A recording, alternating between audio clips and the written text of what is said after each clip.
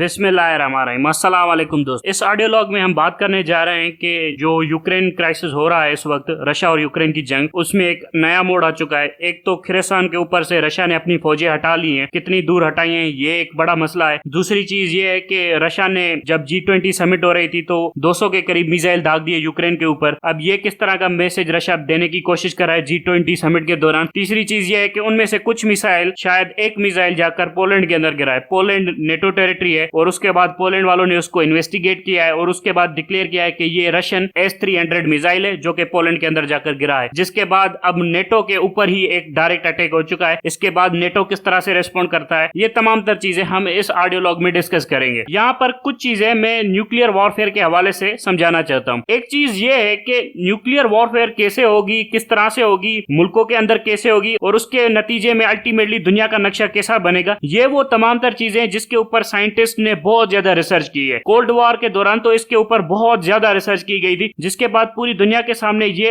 आखिरी ट्रुथ आया जिसने कहा कि अगर न्यूक्लियर वॉर हुई, चाहे किसी छोटे से छोटे मुल्क ने भी छेड़ी हो, जिसके साइड इफेक्ट्स इतने ज्यादा होंगे कि अल्टीमेटली ह्यूमैनिटी जो इस वक्त प्रॉस्पर कर रही है, 7 बिलियन को क्रॉस कर चुकी है पॉपुलेशन, वो खत्म हो जाएगी। वो अल्टीमेटली 1 करोड़, 1.5 करोड़, 2 करोड़ या 10 करोड़ से भी कम पॉपुलेशन हो जाएगी इंसान की पूरी दुनिया के ऊपर। इतनी ज्यादा डिस्ट्रक्टिव होगी। डायरेक्ट डिस्ट्रक्शन कम होगी, इनडायरेक्ट डिस्ट्रक्शन ज्यादा होगी। डायरेक्ट का मकसद ये है कि जो एक्सप्लोजन होंगे, जो शहर ब्लास्ट कर दिए जाएंगे, उसके नतीजे में कम हलाकतें होंगी, लेकिन अल्टीमेटली जो पूरा का पूरा इंफ्रास्ट्रक्चर दुनिया का तबाह हो जाएगा, उसके नतीजे में ज्यादा हलाकतें होंगी और वो बड़ी पेनफुल डेथ्स होंगी। बीमारियों की वजह से, खाने पीने की चीजों की कमी की वजह से लोग आपस में लड़ना शुरू कर देंगे और रेडिएशन की वजह से पूरी ग्लोबल वर्ल्ड रेडिएट हो चुकी होगी। सो इन तमाम तर चीजों की वजह से लोगों की ज्यादा डेथ होगी। अब आते हैं पोलैंड के ऊपर। यहाँ पर भी एक और चीज क्लियर करना जरूरी है कि क्या नेटो इस वक्त फुल स्केल वॉर के ऊपर जाएगा। अगर नेटो फुल स्केल वॉर के ऊपर जाता है रशिया के ऊपर, तो उसके अल्टीमेट कॉन्सिक्वेंसेस क्या होंगे। उसके अल्टीमेट कॉन्सिक्वेंसेस ये होंगे कि रशिया कन्वेंशनल वेपन्स में नेटो को नहीं रोक पाएगा। कन्वेंशनल वेपन्स नेटो के पास बहुत ज्यादा है, तकरीबन 40 के करीब ममालिक है और रशिया अकेला है। उसकी वजह से रशिया को न्यूक्लियर ऑप्शन अडॉप्ट करना पड़ेगा और न्यूक्लियर ऑप्शन अडॉप्ट करने के बाद रशिया को न्यूक्लियर वेपन्स लॉन्च करने पड़ेंगे, जिसके बाद नेटो की भी छुट्टी हो जाएगी और रशिया की भी छुट्टी हो जाएगी। सो ये वो ऑप्शन है जिसके ऊपर नेटो कभी भी नहीं जाएगा। नेटो जाएगा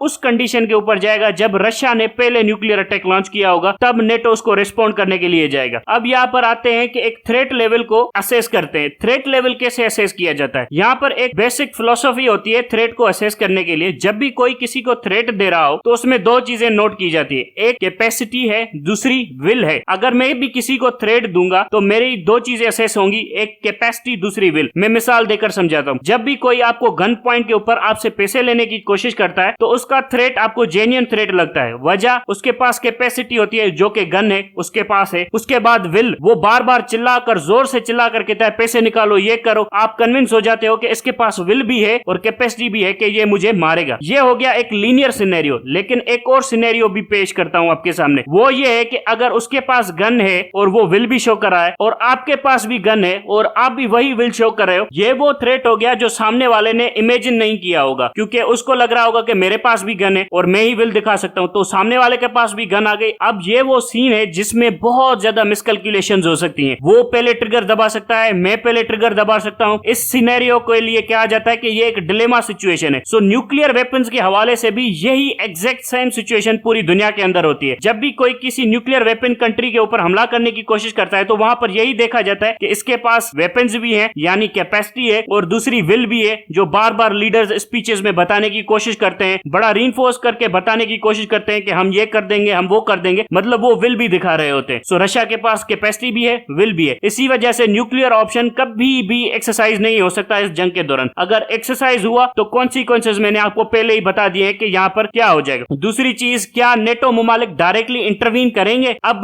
जबकि पोलैंड के ऊपर रशिया का मिसाइल गिर चुका है और पोलैंड ने भी कंफर्म कर दिया है कि ये S-300 मिसाइल है, रशियन ओरिजिन का मिसाइल है। ये तमाम तर डॉक्यूमेंट्स पोलैंड ने बता दिए। अब पोलैंड को कहा जा रहा है कि प्लीज आप ज्यादा ना बोले, इससे ये होगा कि दुनिया के अंदर हमारी इमेज खराब होगी, जो कि नेटो ममालिक अफोर्ड नहीं कर सकते। इसी तमाम तर सिचुएशन को डायग्नोस करने के लिए या असेस करने के लिए G20 समिट के दौरान प्रेसिडेंट जो बाइडेन ने भी एक इमरजेंसी मीटिंग बुलाई हुई है तमाम नेटो ममालिक से रिलेटेड के अब क्या करना है। अब यहाँ पर रशिया ने पोलैंड के ऊपर मिसाइल दाग दिए। अब यहाँ पर यह ट्विस्ट करने की कोशिश की जा रही है कि जेलेंस्की ने की है या रशियन ने की है। रशियंस ने कहा है कि हमारे जितने भी मिसाइल थे वो 35 किलोमीटर पोलैंड से दूर थे, ये जो मिसाइल भेजा है वो जेलेंस्की ने भेजा है। सो रशिया ने अपना पॉइंट ऑफ व्यू क्लियरिफाई कर दिया। जेलेंस्की से भी पूछा जाएगा, पोलैंड के मिसाइल को रीअसेस किया जाएगा कि यहाँ पर किसने गिराया, क्या नेटो इसके बाद इंगेज करेगा। यूक्रेनियन प्रेसिडेंट जेलेंस्की ने कहा है कि अब नेटो को रशिया के ऊपर नो फ्लाई जोन डिक्लेयर कर देना चाहिए। नो फ्लाई जोन क्या चीज होती है? नो फ्लाई जोन लिबिया के ऊपर अमेरिका ने किया था, इराक के ऊपर किया था, सीरिया के ऊपर किया था। नो फ्लाई जोन वो चीज होती है कि आप एक मुल्क की पूरी एयरफोर्स को तबाह कर देते हैं, उस मुल्क की जो गवर्नमेंट होती है उसको क्रिपल कर देते हैं ताकि वो एयरफोर्स किसी भी रिबेलियंस के खिलाफ इस्तेमाल ना कर सके। लिबिया में यह किया गया था कि लिबिया की एयरफोर्स को तबाह कर दिया गया था, फिर ग्राउंड ट्रूप्स बहुत ज्यादा ताकतवर हो चुके थे और रिबेल ग्राउंड ट्रूप्स जो थे उन्होंने लिबियन गवर्नमेंट को टुकड़े टुकड़े करके मार दिया था, जिसके नतीजे में कर्नल कदाफी भी मारा गया था। सो ये वो चीज है जो जेलेंस्की मांग रहा है नेटो से रशिया के ऊपर करने के लिए। अगर रशिया के ऊपर नो फ्लाई जोन इंपोज करने की कोशिश की तो ये अल्टीमेटली न्यूक्लियर वॉर हो जाएगी। सो ये भी नेटो कभी एक्सरसाइज नहीं कर सकता, हालांकि जेलेंस्की की कितनी भी कोशिश हो ये सबको पता है। दूसरी चीज, क्या नेटो कंट्रीज के अंदर विल है? मैंने पहले भी कहा था, थ्रेट में हमेशा ये चीजें देखी जाती है, एक कैपेसिटी, दूसरी विल। कैपेसिटी नेटो के पास भी है, रशिया के पास भी है, लेकिन विल कहां पर है? विल रशिया के पास ज्यादा होगी। वजह यह है कि रशिया को पता है कि मुझे अगर मरना ही है तो मैं लड़के मरूंगा, उसके पास कोई चॉइसेस नहीं है। चॉइस ना होने की वजह से उसकी विल ज्यादा मजबूत हो जाती है। लेकिन जो विल है यूरोपियन यूनियन के पास या नेटो ममालिक के पास वो नहीं होगी। वजह यह है कि नेटो ममालिक को पता है कि ये जंग तो वैसे ही रशिया हार रहा है, इसको न्यूक्लियर वॉर में ट्रांसफॉर्म करने के लिए या इसको उस कन्वेंशनल वॉर में ट्रांसफॉर्म क्यों किया जाए, जबकि रशिया तो ये पहले से ही जंग हार रहा है। सो वो क्यों ये रिस्क करें कि अल्टीमेटली पूरा का पूरा यूरोप तबाह हो जाए, और वो भी जेलेंस्की के चक्कर में। सो फ्रांस ने पहले भी कह दिया है कि हम किसी भी कन्वेंशनल वॉर का हिस्सा नहीं बनेंगे। सो नेटो ने तो पहले ही कह दिया है कि हम कन्वेंशनल वॉर वगैरह नहीं लड़ेंगे, बाकी गोरिल्ला वॉरफेयर जो जेलेंस्की लड़ना चाहता है उसके लिए हम उसको दिन रात मदद करते रहेंगे, वेपन्स देते रहेंगे। यूके जो सबसे बड़ा पिट्ठू था अमेरिका का, वो पहले बड़ी बिंगे विंगे मारता फिर रहा था कि हम ये कर देंगे वो कर देंगे। जब यूके को पता चला कि ये जंग तो न्यूक्लियर वॉर में ट्रांसफॉर्म होती जा रही है, न्यूक्लियर थ्रेट ज्यादा विजिबल हो गया था, उसके बाद अब यूके की टोन भी देखेंगे वो भी बड़ी नीचे आ रही है। इसी तरह से तमाम तर मुमालिक पीछे हैं। अब अमेरिका इसमें से क्या गेन करना चाहता है? अमेरिका का जो इन्फ्लुएंस था यूरोपियन पावर्स के ऊपर वो पहले से ज्यादा बढ़ गया, क्योंकि अमेरिका की ज्यादा जरूरत है अब यूरोपियन कंट्रीज को। सो